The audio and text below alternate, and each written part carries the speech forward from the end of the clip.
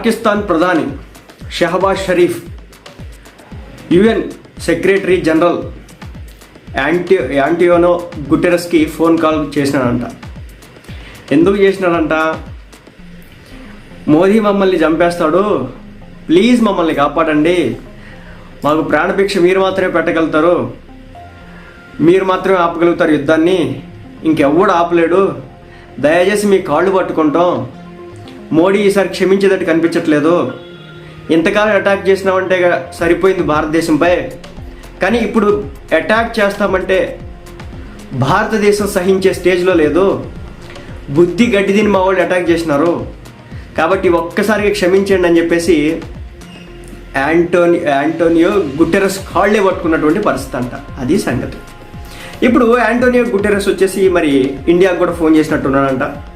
so మన foreign affairs minister